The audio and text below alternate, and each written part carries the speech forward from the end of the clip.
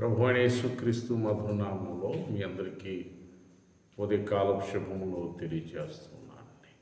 ఈరోజు దేవుని వాగ్దానం జకరియా గ్రంథం 10వ అధ్యాయం 6వ వచనం.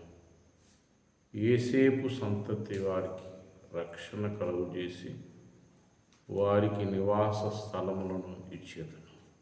పురులరా, యోసేపు సంతతి వారు అనగా దేవుని కొరకు పరిశుద్ధంగా జీవించేవారు, దేవుని మీద ఆధారపడేటువంటి వారు, ఈ లోకంలో ప్రత్యేకించి దేవుని ఎడల భయభక్తులు కలిగి జీవించేవారు పట్ల ఆయన వారి కుటుంబాలు చుట్టూ కంచి వేసి రక్షణగా దేవుడు కాపుదలను అనుగ్రహిస్తూ ఉన్నట్లుగా వాగ్దానం చేస్తూ,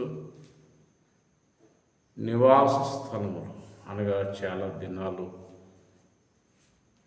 సరైనటువంటి నివాసం లేక అద్దెంట్లో, అద్దె గృహాల్లో, ఈ గ్రామంలో, ఈ పట్టణాల్లో నాకు గృహము, స్థలము దొరుకుతుందా అని నిరుత్సాహం చెందుతున్నటువంటి నీతో దేవాతి దేవుడికి చక్కని వాగ్దానం చేసి దేవుడు మీకు ఒక మంచి నివాస స్థలమును అనుగ్రహించిపోతున్నారు. ప్రార్థన చేసుకుందాం. దేవుడి కొద్ది మాటలు దీవించునుగా. మహాపరిశుద్ధుడు అయిన మా ప్రభువానికి వందనాలు.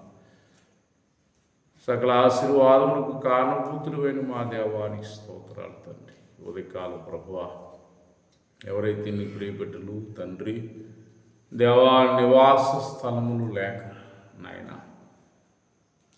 నాయన ఎదురు చూస్తున్నారు ప్రభువా, నాయన వారికి తిను వాగ్దానం చేశావు.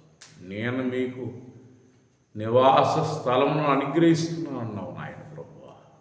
వారు ఉన్నటువంటి ప్రాంతాల్లో తండ్రి చాలా దినాలు ప్రభువా మరి సరైన నివాసాలు లేక నాయన వేదన చెందుతున్న వారి పట్ల ఇదిగో నేను మీకు నివాస స్థలాన్ని నేను అనుగ్రహిస్తున్నాను తండ్రి. ఆ విధంగా బిడ్డలైన వారికి నివాస స్థలములను, మంచి గృహములను మీరు అనుగ్రహించి నీ బిడ్డలైన వారి జీవితంలో నీ వాగ్దానం నెరవేర్చి మేము తెచ్చుకోండి.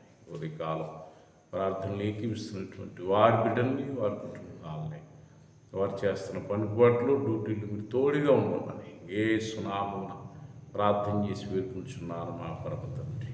ఆమేన్. My God bless you. దేవుడు మిమ్మల్ని దీవించి ఆశీర్వదించునుగాక. ఆమేన్.